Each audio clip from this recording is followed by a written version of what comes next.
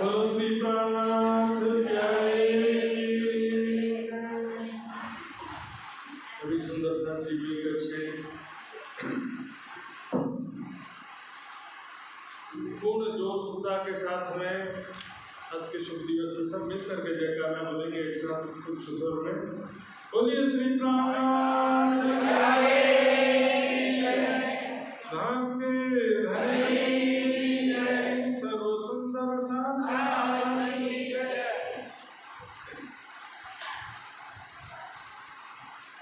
सुंदो सतगुरु चरण को करो सप्रेम प्रणाम अशुभ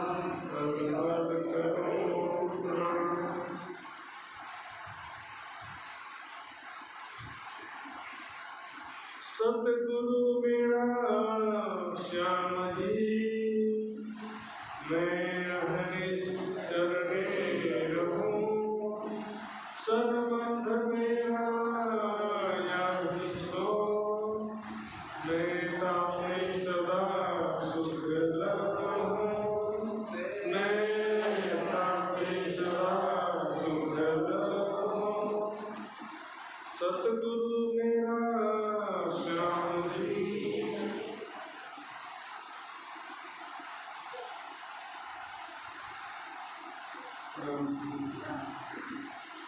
सतगुरु मेरा श्याम जी ये परम अक्षरा के धाम के धनी वाणी में किरंतन ग्रंथ के इस प्रकरण में भी और वितक में निजानंद संप्रदाय की जो पद्धति उसमें भी सद्गुरु जो है जो भी वर्णन या अपना दुनिया के सामने और सुंदर साथ के लिए भी जो अपना परिचय दिया कि सद्गुरु हमारे कौन है। सद्गुरु ब्रह्मानंद है, सद्गुरु मेरे ब्रह्मानंद का अर्थ भी श्यामा जी नहीं होता सुंदर साथ जी स्वर में उसके नीचे जो श्लोक प्रमाण में दिया जाता है ना ब्रह्मानंदम परम सुखदम केवलम ज्ञान मूर्ति उसका ब्रह्मानंदम का अर्थ जो होता है आनंद स्वरूप ब्रह्म। सद्गुरु मेरे श्याम जी का अर्थ भी स्वयं अक्षराधिधाम धनी राज्य महाराज ही हमारे सद्गुरु हैं। इस विषय में बाद में जाएंगे विस्तार से। पहले समझ लें आज का दिन का क्या उद्देश्य महत्व है और दुनिया में गुरु का क्या महत्व है। गुरु की आवश्यकता मनुष्य को बचपन से ही जन्म लेते ही पड़ती है। प्रथम गुरु माता, द्वितीय गुरु पिता और जो स्कूल में भी जो गुरु पढ़ाता है पहली से कक्षा से लेकर के कॉलेज तक उस गुरु का भी बड़ा महत्व होता है।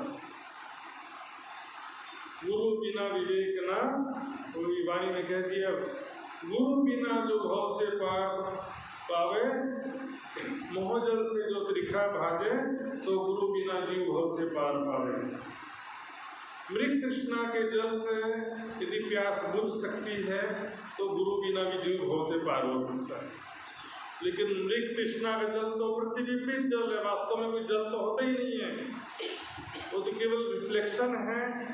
सूर्य की किरणें ऋतु से टकराती हैं तो जल जैसा दिखाई देता है। अभी गर्मी में तो सड़क में भी जाओगे तो थोड़ा दूर में जो सड़क है वो भी रिफ्लेक्ट होकर वहाँ भी ऐसा लगता है कि पानी है। तो प्रतिबिंबित जल से कभी प्यास बुझ सकती नहीं है और गुरु बिना जीव भव से कभी पार हो सकता नहीं।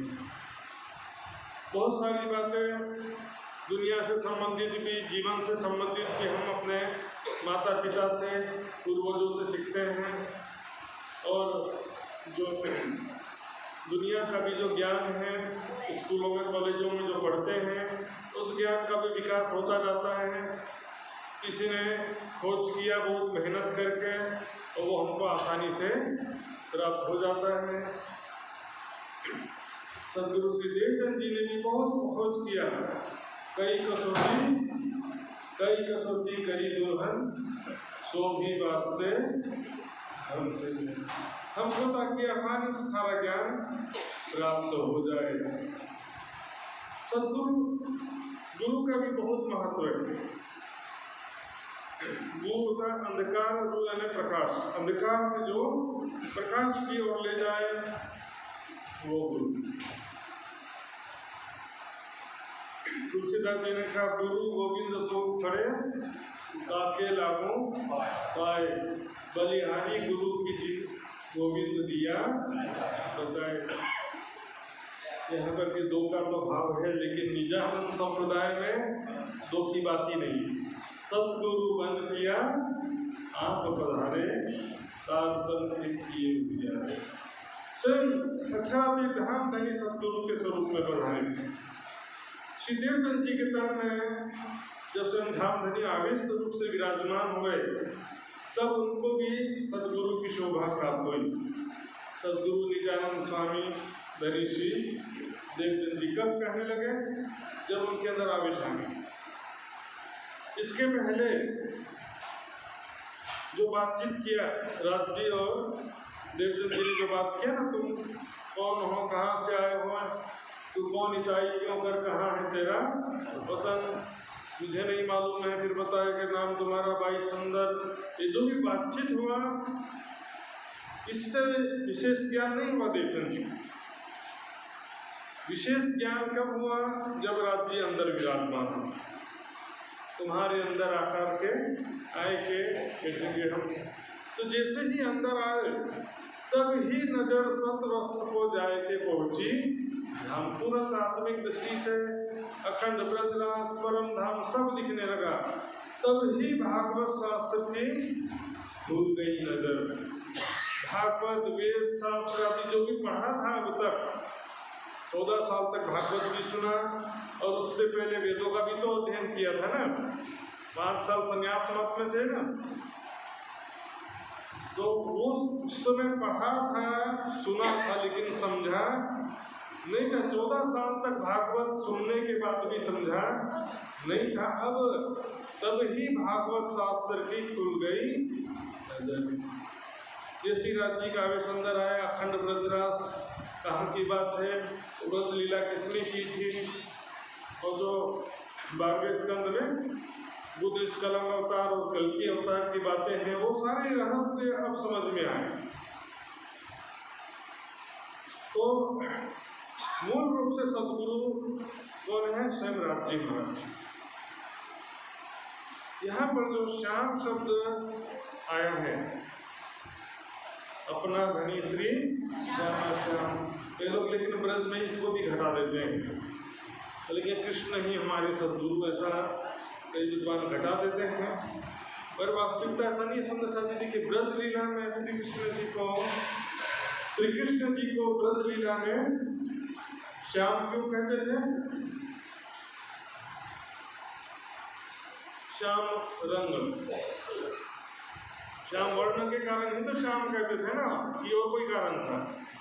गर्गाचार्य ने श्याम नाम तो रखा नहीं था, हालांकि कृष्ण नाम भी काले रंग के कारण ही रखा।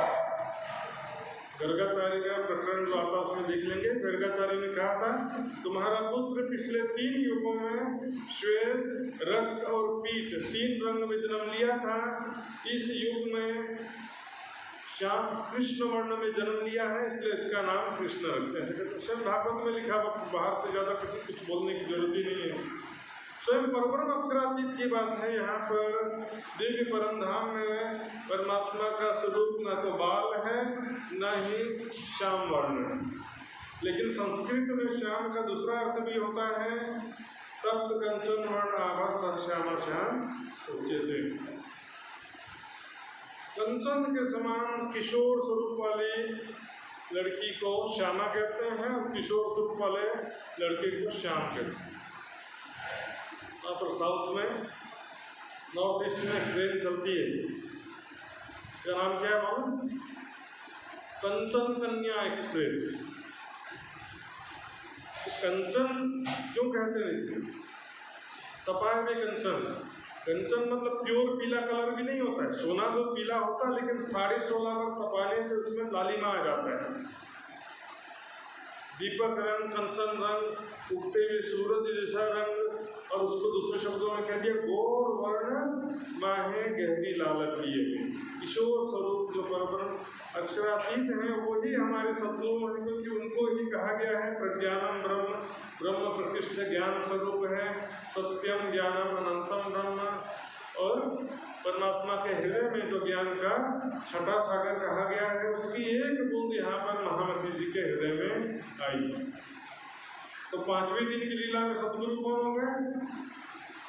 महामती जी स्वयं हो गए 5वें दिन की लीला में।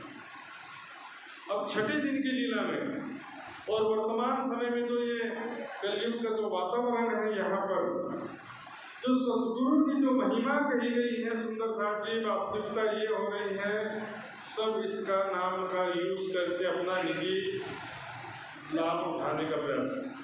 सतगुरु क्यों? पाइए कुली में देखे बिगाड़ियो मेरा,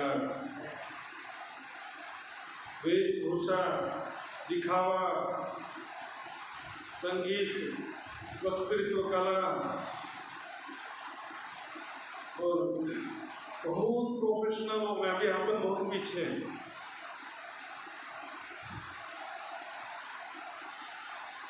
जो ब्यूटिशियंस होते हैं ना, उनसे फेस का पूरा डिजाइन कराएंगे, ये हेयर स्टाइल कैसे रखें तो आकर्षक लगेगा, फेस का फेशियल करें, एक एक चीज जो ब्यूटिशियन से सलाह लेकर के करते हैं।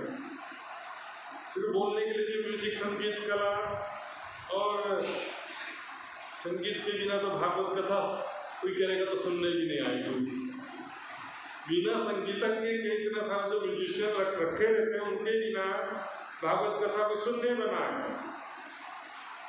लोगों में भी जिज्ञासा कम हो गई, ये भी एक कारण है सुंदर साथ जी।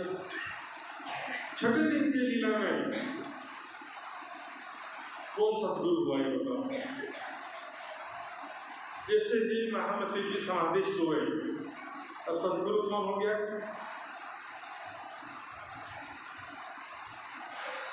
चलो विकल्प देता हूँ।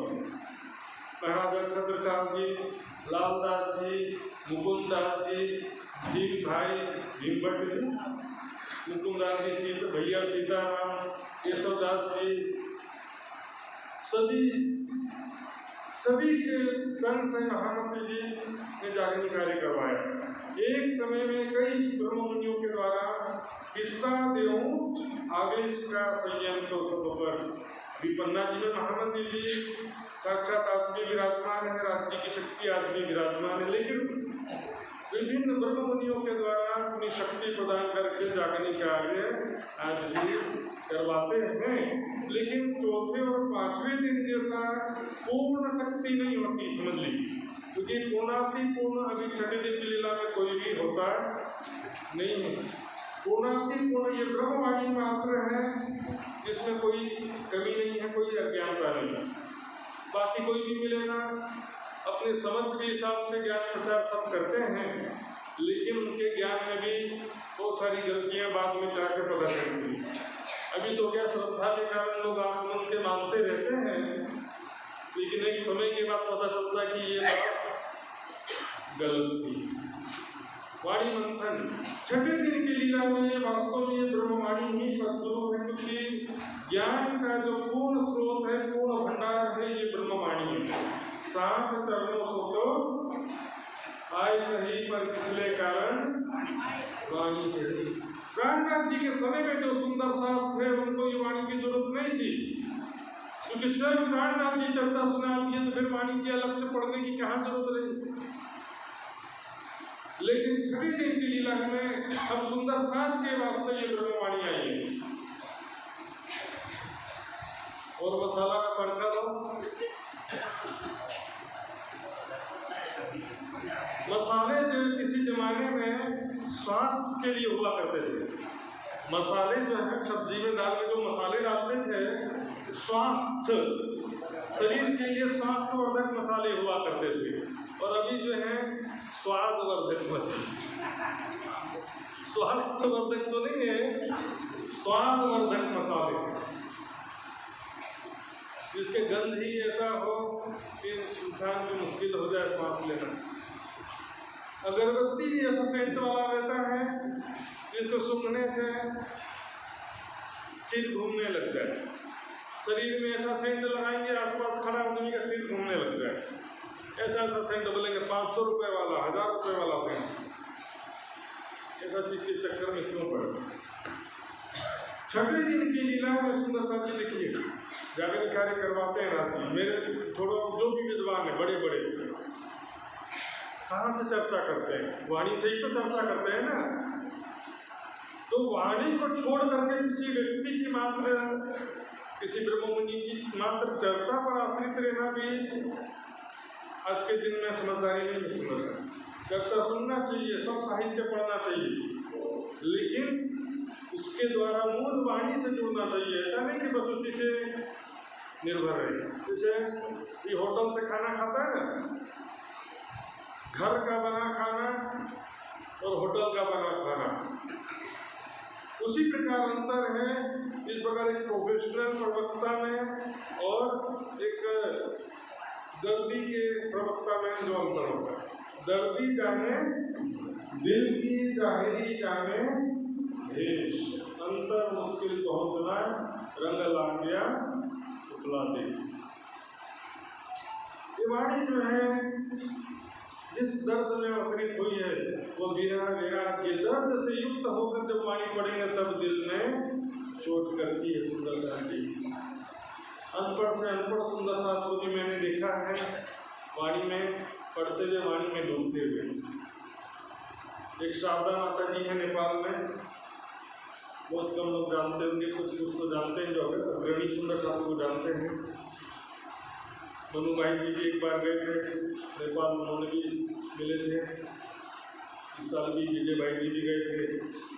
शारदा माता जी आज तक स्कूल में नहीं पढ़ाई किया उन्होंने, लेकिन हमेशा तड़प रहता था कि मैं वाणी पढ़ूं।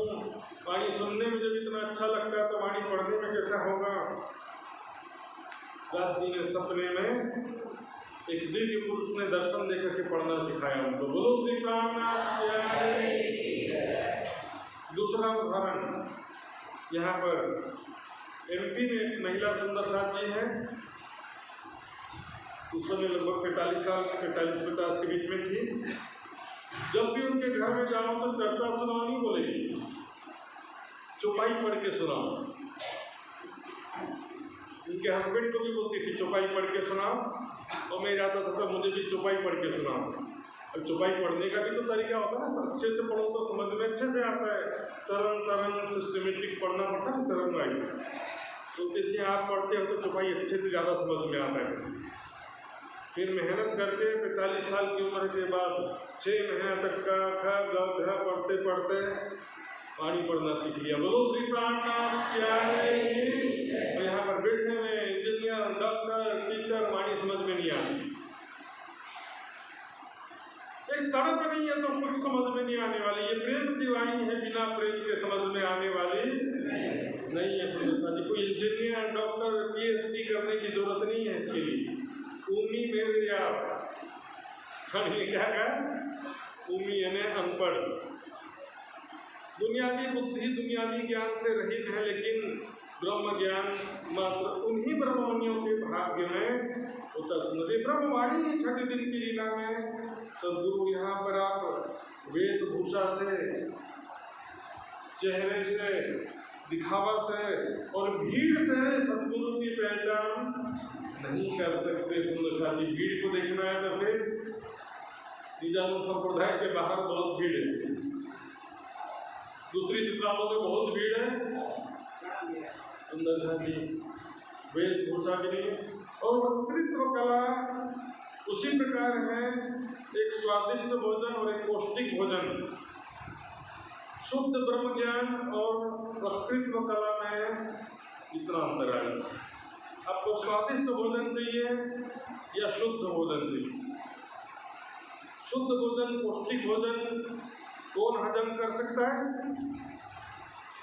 जिसको बहुत जोर से भूख लगी, खूब मेहनत किया हो, 2 घंटा दौड़ा है, एक्सरसाइज किया है, योगासन प्राणायाम किया, खूब जोर से भूख लगी है ना, उस समय प्रोटीन डाइट खाते हैं। देखो भीगे हुए चने, अंकुरित मूंग, दूध, बादाम, ड्राई फ्रूट्स, ऐसा भोजन कौन खाता है? स्पोर्ट्समैन और ये सब योगा करने वाले इस तरह का भोजन खाते हैं। तो सामान्य लोग क्या खाएंगे?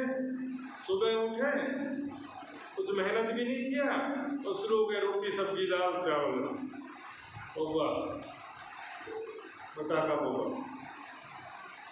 दशरथ जी,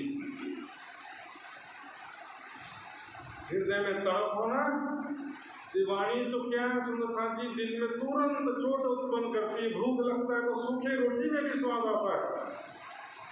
भूख लगती है ना, भूख न जाने झूठी भात और नींद न जाने टूटी खाट। जब नैनों में नींद आवत है तकिया और बिछोना गया। यहाँ पर नींद आई नहीं रही है, तकिया बिछोना पंखा सब हो गया, नींद नहीं आ रही है, ऐसी हालत हो। क्या बना है खाने में? बोलेंगे रोटी सब्जी बनाए, भूख नहीं है आज बोलेंगे। बेचारे माता पिता घर के जो महिलाएं क्या करेंगे? शहरों में तो प्रचलन बन गया है, हर दिन शाम को कुछ ना कुछ व्यंजन बनाना है या तो होटल से मंगा के खाना है। शहरों में सब प्रचलन बना दिए और स्वास्थ्य को खराब करने का बस एक तरीका है। सुनना चाहिए अध्यात्म में भी हम समझ लेते कि हमने जो ज्ञान प्राप्त कर लिया, बहुत ज्ञान प्राप्त कर लिया। ये वाणी जो है 18,758 छुपाई सुंदर साथ जी, ज्ञान प्रेम आनंद का सागर है वाणी। इसकी एक बूंद भी हमने ग्रहण किया है ऐसा मान लो तो बहुत बड़ी बात हो गई। कुछ शिविर, कुछ चर्चाएं सुन करके हमने समझा कि हम बहुत बड़े आगे बढ़ गए हैं, जागने पथ पर जागने वाले हैं। हाँ, इतना शिविर अटेंड किया है, लेकिन सुंदर साहब जी चर्चाकार में भी पुराने लेवल में ही अटके हुए हैं और श्रोतागण भी पुराने लेवल में अटके हुए हैं। जैसे पुराने लोगों से पूछेंगे ना, अभी 50, 60 या 70 साल के हो गए, उन लोग से पूछेंगे तो कितना पढ़े थे, तो बहुत ही कम बोलेंगे जो कॉलेज वॉलेज किया हो। 5वीं 8वीं 10वीं 12वीं वाले भी बहुत 2-4 मिलेंगे। ऐसा हालत है। नए लोग अभी क्या जमाना चल रहा है, डिग्री के बाद मास्टर डिग्री, फिर और ये और वो, दुनिया 30 साल हो जाता पढ़ाई करते करते। शादी की उम्र तो 30 के बाद 35 तक शादी की बात होती है। अभी का जो समय है सुनो साथ जी, 18,758 चुपाइया वाणी, बीतक, बड़ी वृत्त चर्चनी, इतनी सारे जो खजाने भरे पड़े हैं। उनका जरूरत नहीं है, बस कोई चर्चा सुना दो आधा घंटा और आधा घंटा में मजा आ जाए, बस मजा आ जाए। सदगुरु का बड़ा महत्व है, लेकिन सदगुरु का पहचान करना भी बहुत कठिन है। सदगुरु क्यों पाइए कुली में भेषे बिगाड़ियो, मेरा सदगुरु ज्ञाना रहत सकलते कोई एक कुली में काहे। और पानी में कह दिया, जिन पाया तीन माहे समाया राखत जो छिपाई। यहाँ तो दिखाना पड़ता है, दुनिया में शो करना पड़ता है, हमने इतना कार्य कर दिया, इतना जागनी कार्य कर दिया, इतना शिविर कर दिया, इतना किताब लिख दिया। अपनी मुख से अपनी तारीफ करना पड़ता है और दूसरों की निंदा भी करना पड़ता है, तब अपना दुकान चलेगा, नहीं तो अपना दुकान चलने वाला। सीधे साधे ईमानदार व्यक्ति को कोई पहचान पाता भी नहीं है। सत्य चाहो सो शब्दा चिन्हो सो अपना देवे दिखाई। जिन पाया तिन माहे समाया राखत जो सिपाही। सुंदर साथी 1,20,000 पैगंबर किसे कहा गया? आप लोग बताओ, इतने समय हो गया।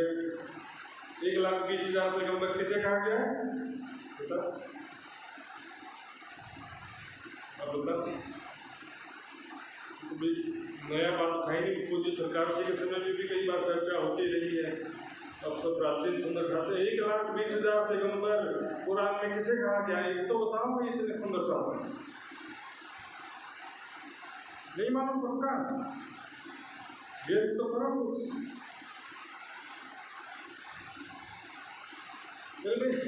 आश्चर्य हो गया मुझे। 1,20,000 पैगंबर, 12,000 मोमिनों को कहा गया, 12,000 ब्रह्म सृष्टि को कहा गया। एक एक सुंदर सांप के अंदर 10-10 पैगंबर की शक्ति है। इतना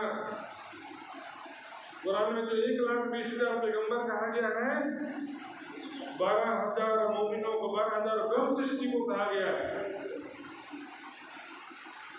तो आप सभी सुंदर सांप ब्रह्म सृष्टि कहलाते हैं कि नहीं कहलाते?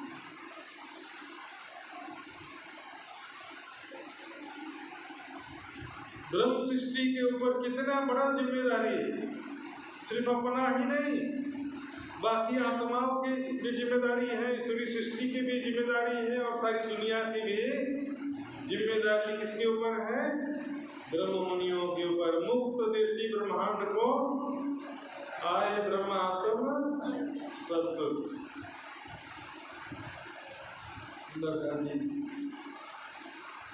यहाँ पर ज्ञान का खजाना दुकान खोल के बैठा हुआ है, और उनको दुकान की जरूरत ही नहीं है। उनको तो वो दिखता था ना कोरोना काल में भी, कभी मुझे 4 घंटे के लिए दुकान खोलते थे, तो सिटी में कुछ इमरजेंसी काम के लिए निकलो तो एक दुकान में बड़ी भीड़ लगी रहती थी, बाकी किसी दुकान में नहीं।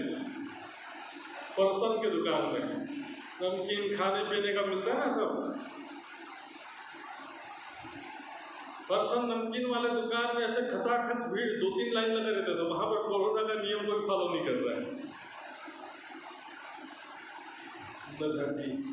ऐसा देखिए ब्रह्म ज्ञान यहाँ पर जो प्राप्त हुआ है, हम चलेगा ये नहीं करेंगे तो चलेगा, वो नहीं करेंगे तो चलेगा। सुंदर साथी, दौड़ सको सो दौड़ियो, धीरे धीरे से चलेगा ही नहीं। सुंदर साथी, अब तो दौड़ सको सो दौड़ियो कह रहे हैं, धीरे धीरे से चलने वाला नहीं है। वितर्क, चटनी, चितवनी, इतना सारा जो है कंटेंट अपने पास में है समझने के लिए। आज के समय में इतनी सुविधा भी है सुंदर साथ जी, लेकिन जिज्ञासा तो होनी चाहिए ना। जहाँ चाह वहाँ चर्चनी का विषय, विराट पट का विषय, वाणी का विषय, वितक का विषय, बहुत पिछड़े हो गए सुंदर साथ जी। दूसरे तो दौड़ के बहुत आगे निकल गए, कुछ सुंदर साथ दौड़ के बहुत आगे निकल गए हैं, और कुछ तो बोले हमारा तो रेसिंग से कोई लेना देना ही नहीं है।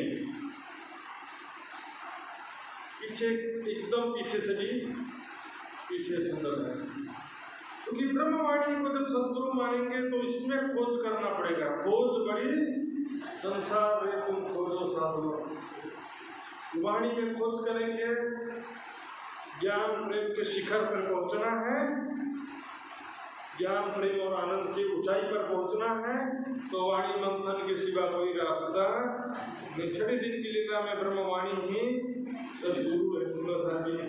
और आपके सामने संसाधन सब उपलब्ध हैं। वितक शिविर में भी ऐसा हो जाता, साल में एक बार वितक में बोले बहुत सुन लिया है, कई सालों से सुनते आ रहे हैं। हालांकि वितक के बारे में भी 4 प्रश्न करेंगे तो उसका जवाब अभी एक का भी देना मुश्किल रहेगा, ऐसा लगता है मुझे तो। लेकिन जो सुनते आ भी रहे थे उसमें भी कोई पूर्ण वितक का मंथन नहीं था। वो सुनाया पूज्य सरकार जी के चर्चा और वितक पढ़ करके और सुन करके सुनाते चले आ रहे थे, और अभी और किसी का भी वितक पढ़ के सुन करके सुनाते आ जाते हैं। लेकिन सुंदर साथ जी, वितक के अलावा भी और भी विकल्प है।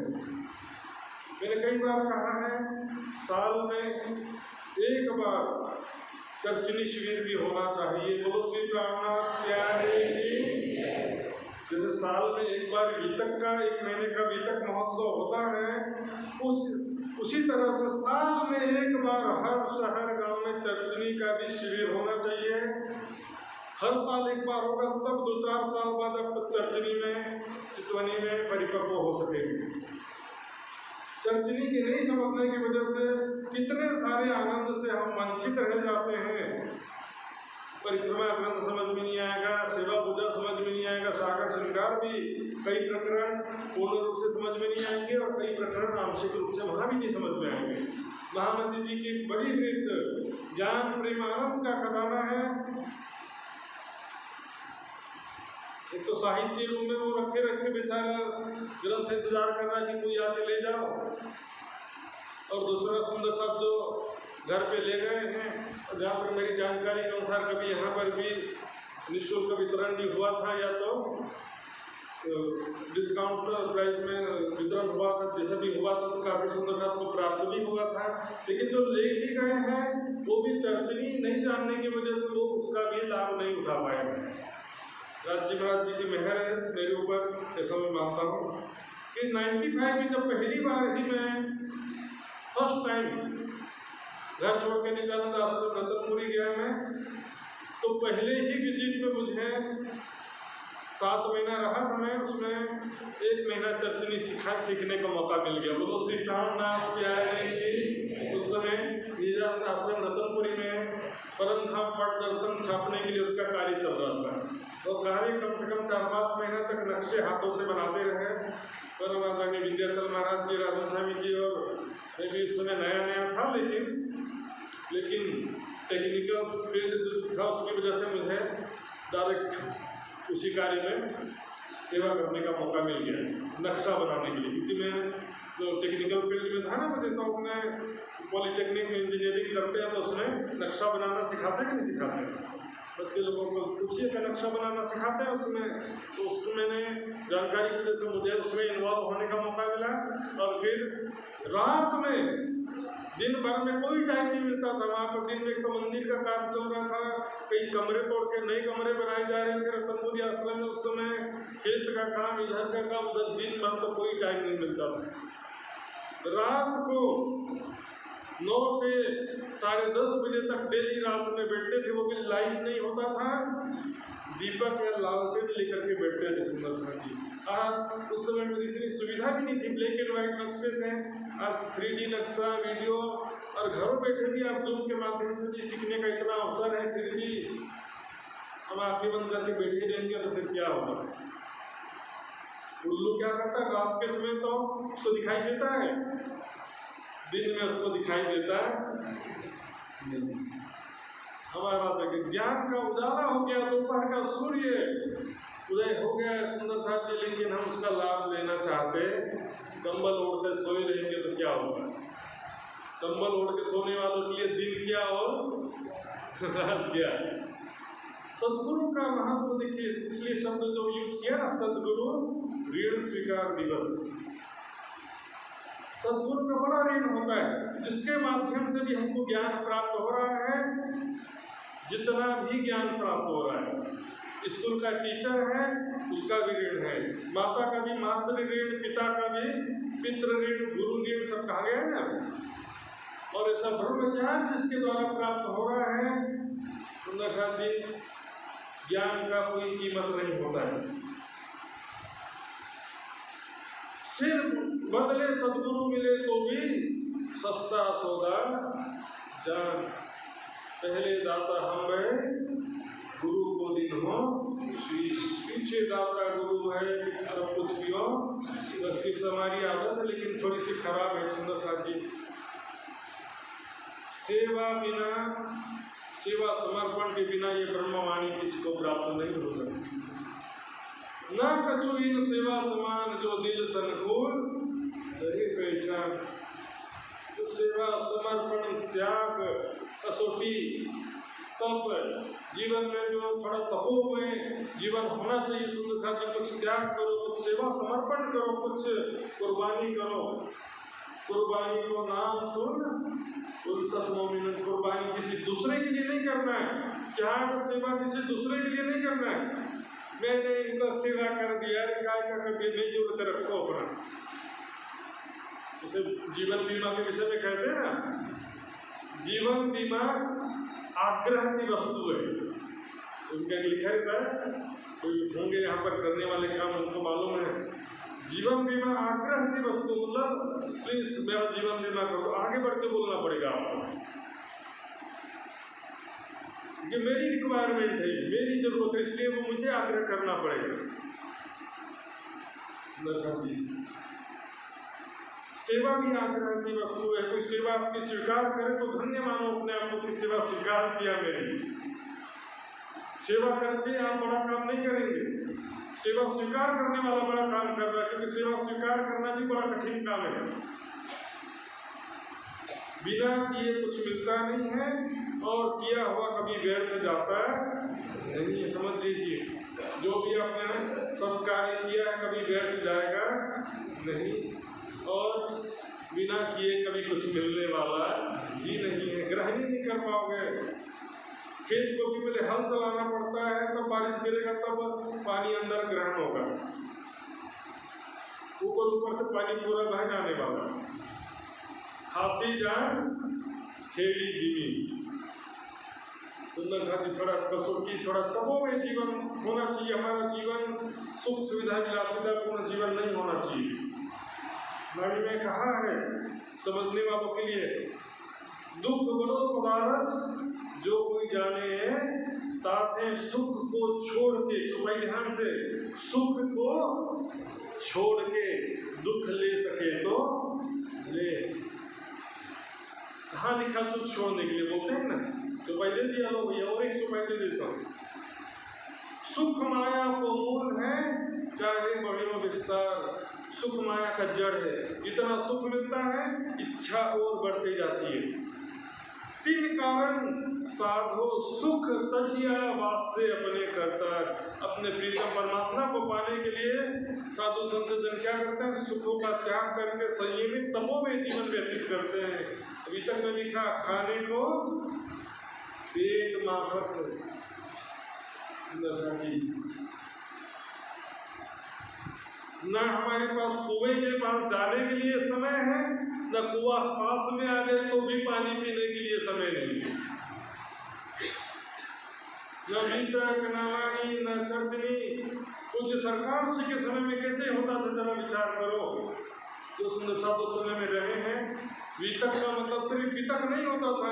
एक महीना रात में वितक चल रहा है, दिन में वाणी चर्चा चल रहा है, सुबह में चर्चनी चल रहा है, पूरा एक महीना सुंदर साथ की। कोई भी धर्म में नियम है, हिंदू धर्म में 12 महीने में से 1 महीना तीर्थ करने का नियम है।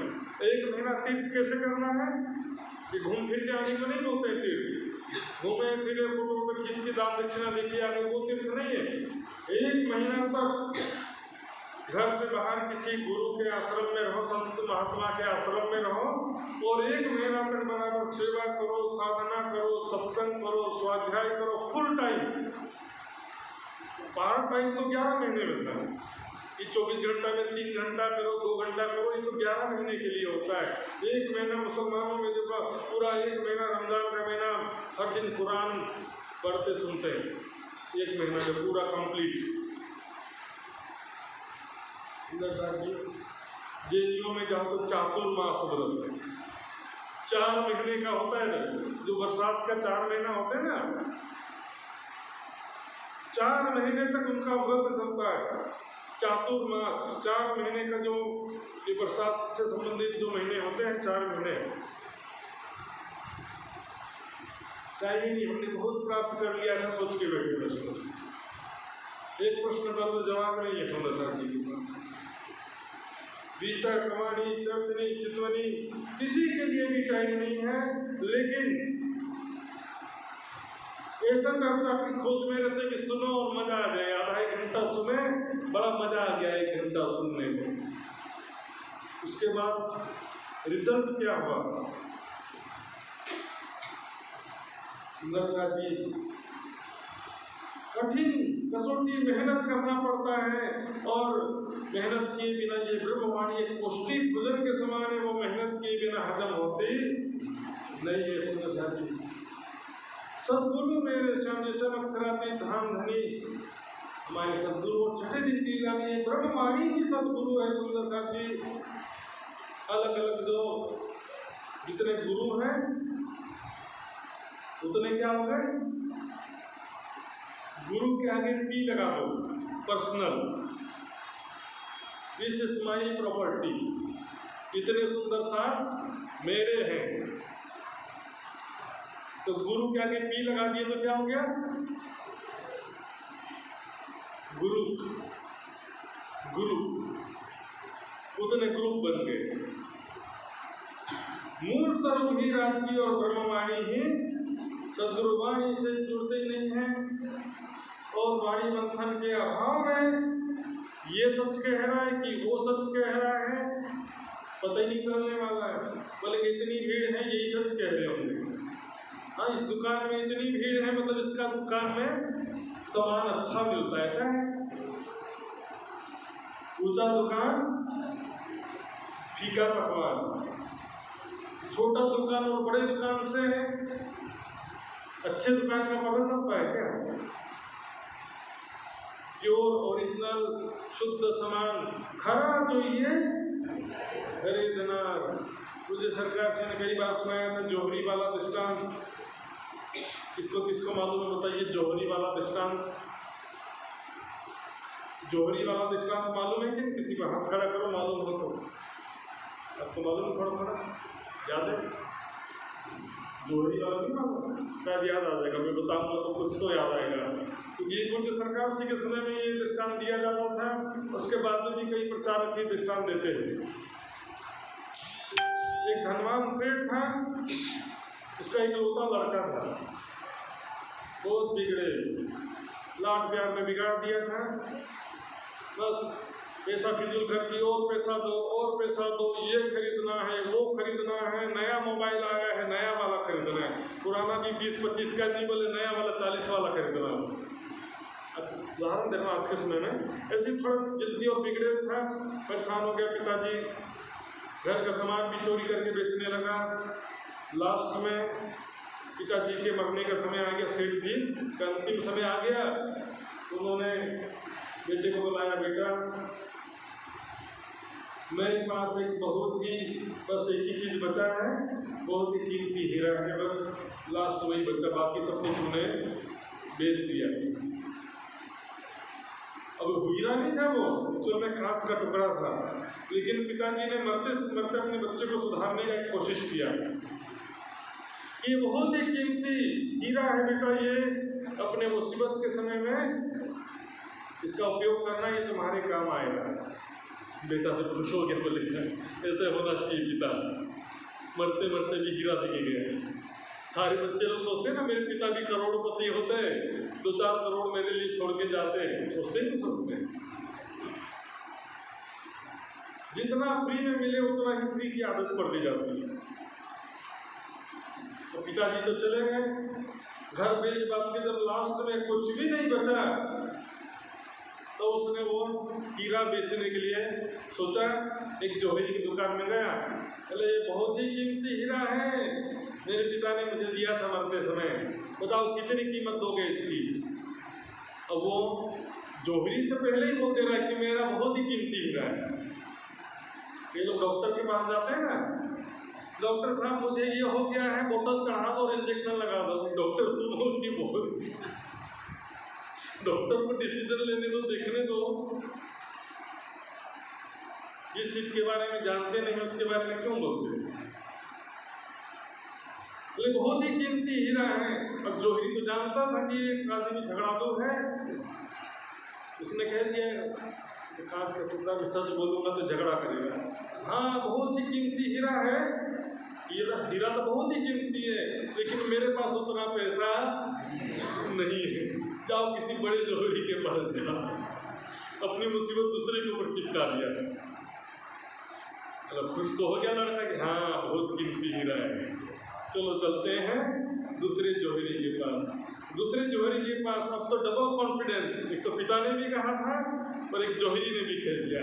अरे एक बहुत ही कीमती हीरा है, पिता ने भी कहा था और वाले जोहरी ने भी कहा है, कितना पैसा दोगे बताओ?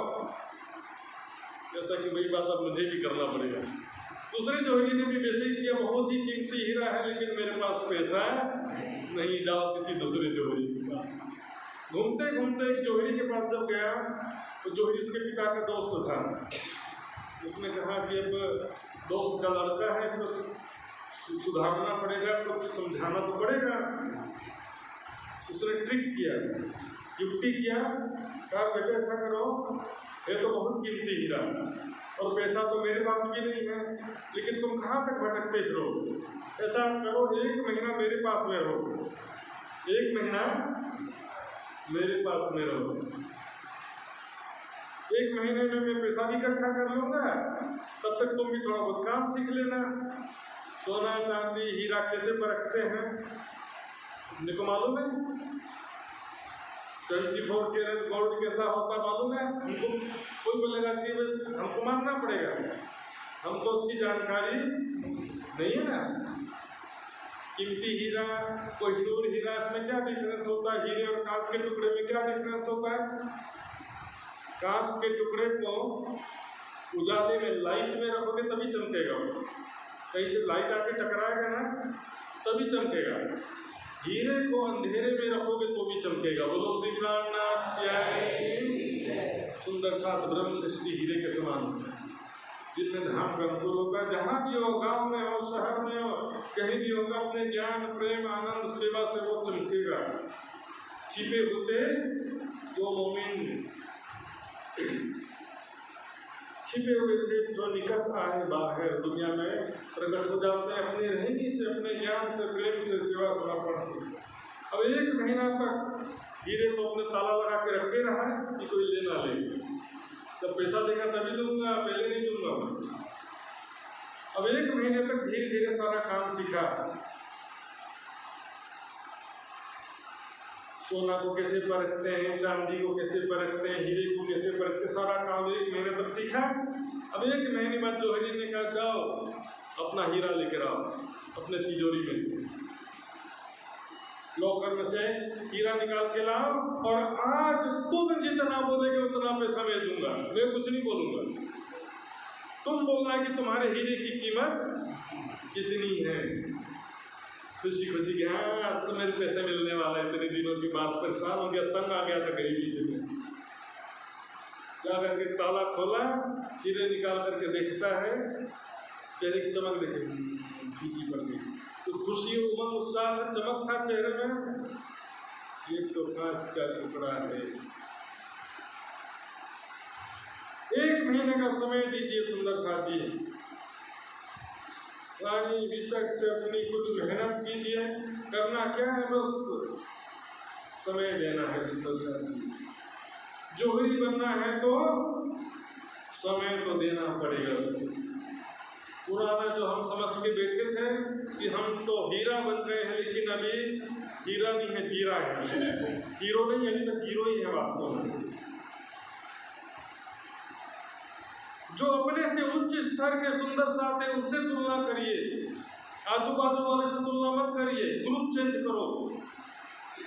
जो अपने से ज्ञान में, सेवा समर्पण में, चितवनी में, चर्चनी में हमसे जो अग्रणी है उनसे तुलना करो, उनका ग्रुप ज्वाइन करो। थोड़ा सा मेहनत करना पड़ेगा, झुंड से बाहर निकलो। वो झुंड जो अपने आप को समझ रहा था कि हम भेड़ हैं, बकरी हैं, वो सारे के सारे बकरियों के झुंड में से बाहर निकलना पड़ेगा।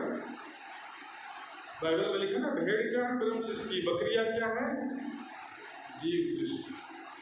और भी उदाहरण कई होता है कि शेर भी, जैसे कि शेर का बच्चा भेड़ों के बीच में आ गया तो वो भी अपने आप को भेड़ समझने लगा, तो छोड़ो।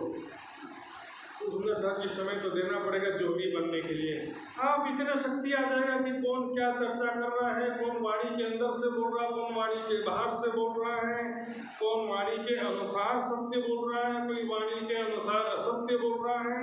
ये तो हाँ बड़ा मजा आया सुनने में, सच बोला कि झूठ बोला। सत्य शब्द को कोई ना चिन्हे, सत्य असत्य को कोई पहचान नहीं पाता है। सोने हृदय नहीं संभार, हृदय में सुनसान बंजर हृदय है, कोई सुनने की जिज्ञासा ही नहीं है। क्या सुना क्या नहीं सुना बराबर है उनका, क्योंकि जिज्ञासा नहीं, तड़प नहीं, ध्यान से नहीं सुन रहे।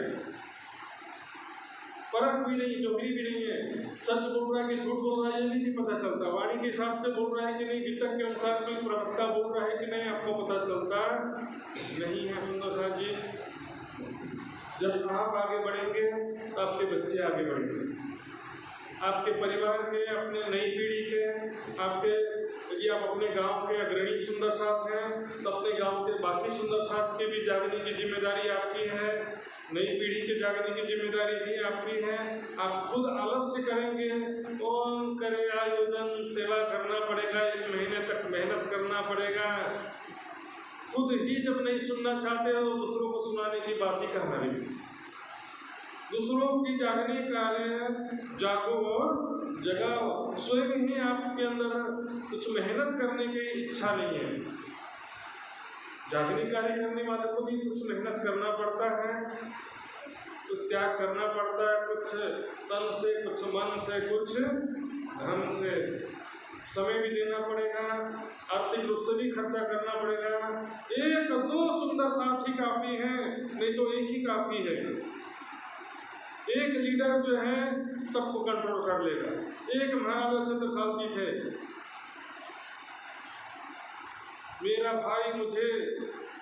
भाई हारून मुझे चाहिए, अभी तक का प्रसंग आपने सुना?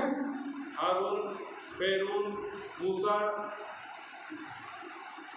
ईसा की बात नहीं कर रहा हूँ मैं, मूसा पैगंबर, फिरौन और हारून और कारून।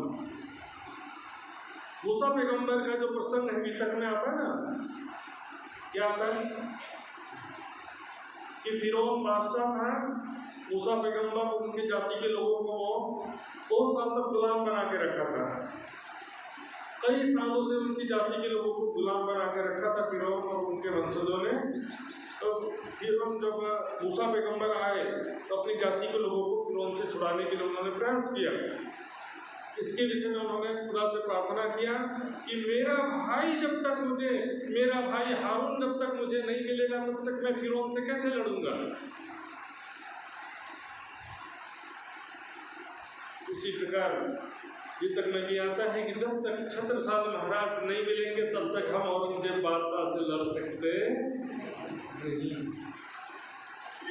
ऐसे हजारों रहस्य हैं सुंदर साथ जी, जो कि नए स्वयं जो है 20 वर्षों के मंथन, स्वाध्याय, कुरान, बाइबल, हदीस सब ग्रंथों के अध्ययन करके जो नए प्रमाण मैंने खोज करके वितक टीका में रखा है।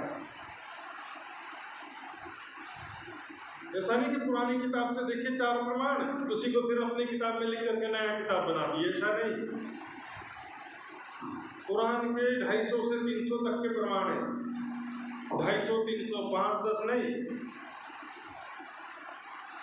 बाइबल के भी किताब ईसा मसीह और उनका पुनः आगमन देखिए, 450 वर्सेस हैं बाइबल के, जो कभी किसी भी किताब में छपे नहीं, जो कि नया खोज करके स्वयं अध्ययन करके रखा है। परम धाम पर दर्शन नक्शा और महामती जी की बड़ी लिखित, अभी जरा झाँक लो तो विश्व साहित्य कुछ है कि नहीं, और यदि आपके घरों में है तो उसको पढ़िए। आज भी मैं जब पन्ना जी जाता हूँ या किसी भी ऐसे जगह में जाता हूँ तो वहाँ पर जो भी साहित्य का स्टॉल होता है जाकर के देखता हूँ मैं कि कौन सी नई किताब आई है। कई दुर्लभ किताबें जो ऐसे ऐसे साहित्य हैं, अत्यंत दुर्लभ हैं, आप खोजो तो नहीं मिलेगी। तारतम की प्रणाली का, ब्रजराज और परम धाम की वितक जिसमें महामती की छाप है, नाम भी नहीं सुना होगा। आगे बढ़ने के लिए बहुत सारी चीजें हैं हमारे सामने, एक लंबा सफर अभी बाकी है। हमने बहुत सफर तय भी किया है, लेकिन अभी भी हम मंजिल से काफी दूर हैं। सुंदर साथ जी, जो समय अवसर आपके हाथ में है उसका लाभ नहीं उठाएंगे तो ये अवसर भी हाथ से निकल जाएगा सुंदर साथ जी, और जगाने वाला भी कब तक जगाएगा सुंदर साथ जी। बाद में सिर्फ 1775 के बाद क्या हुआ था, तुलसीरात के 70 साल शुरू हो गए थे ना, उस समय में कोई धर्ममुनि प्रचार करने वाला नहीं रहा, और ब्रह्मवाणी का ज्ञान का रहस्य धीरे धीरे ढकते गया, छिपते गया, वैसे ही हाल थोड़े दिनों बाद होने वाला है। क्योंकि जो प्रोफेशनल्स और जो एक व्यवसाय के रूप में, जीवन यापन के रूप में या रोजगार के रूप में जो प्रवक्ता के रूप में इस फील्ड में उतर रहे हैं कि ज्ञान प्राप्त करके हम भी प्रवक्ता बन जाएं, ऐसे लोगों का आगे समय में शासन रहने वाला है। प्रोफेशनल्स जो आ जाएंगे फिर सुंदर साथ जी आगे फिर ज्ञान के रहस्य और दर्द कड़क समाप्त हो जाने वाला है। दर्दी जाने दिल की जाहिरी जाने भेषंतर मुश्किल पहुंचना रंग ला गया। उपलब्ध के गुरु रहस्य न सीखे सिखाए ना सोहबते हक मेहर से पाइए हक इलम की बारीकियाँ हक के दिया विकट में भी छुपाई जाता है। खुदा दे दे खास तर वही अपनी पैगंबरी जिन किसी पर चाहिए दिनों पर, खुदा अपने पैगंबर का संदेश का ज्ञान का प्रचार करने का अधिकार जिसे देता है उसे ही प्राप्त होता है। कोई चाह करके नहीं बन सकता। प्रोफेशनल तो बन सकते हैं लेकिन वास्तव में ब्रह्मवाणी के रहस्य के मर्मज्ञ कोई बन सकता नहीं है। छठे दिन की लीला में ब्रह्मवाणी ही सदगुरु है और इसी के द्वारा वे तत्ताथे सदा सुखल हो। वाणी के द्वारा जी हम हमेशा जो है धाम धनी का सुख प्राप्त कर सकते हैं। ये सतवाणी मत के इंसान में वाणी मंथन करेंगे कई सुख प्राप्त होगा। ये जो लोग आजकल ऐसी बातें फैलाने लगे हैं कि ज्ञानी नहीं बनना, इल्मी नहीं बनना है, ज्ञान होने से प्रेम नहीं होता, ये सब फ्रॉड बातें हैं। जो स्वयं ज्ञान नहीं जानता वो ऐसी बातें करता है। वाणी में क्या कहा? हक इलम के जो आरिफ नूर जमाल खूबी चाहे चाहे चाहे फिर चाहे दोनों। हक इलम के जो आरिफ, इलम शब्द आया कि नहीं आया?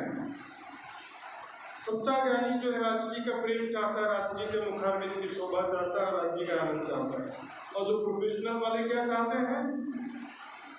लोगों को कैसे आकर्षित करें, मनोरंजक बातें बताएं, कैसे लोभाएं, उनका ध्यान इसमें रहता। प्रोफेशनल जो है वो ज़्यादा अच्छे प्रवक्ता हो सकते हैं लेकिन ज़्यादा अच्छे ज्ञानी हो सकते नहीं है। ज्ञान को कभी भी प्रेम में बाधक नहीं कहा गया। ज्ञान तो प्रेम के लिए सहायक है। विद्या ज्ञानातना मुक्ति, ज्ञान के बिना मुक्ति संभव ही नहीं है। सुंदर साथी, ज्ञानी और ब्रह्म ज्ञानी बनना कोई बुरी बात नहीं। हक इलम के जो आरिफ सच्चे ब्रह्म ज्ञानी जो है वो तो राज्य को चाहते हैं। प्रोफेशनल जो ज्ञानी है, प्रोफेशनल प्रवक्ता है, वो मान प्रतिष्ठा धन संपत्ति ये चाहते हैं। तो सच्चे ज्ञानी को भी पहचानना जरूरी है। आइए चौपाई बताते हैं। बोलो श्री प्राणनाथ सतगुरु मेरा श्याम जी,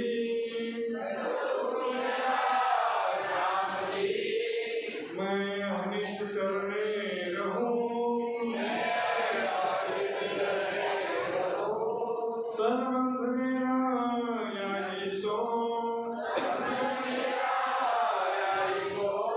मैं ताते सदा सुख रहूं।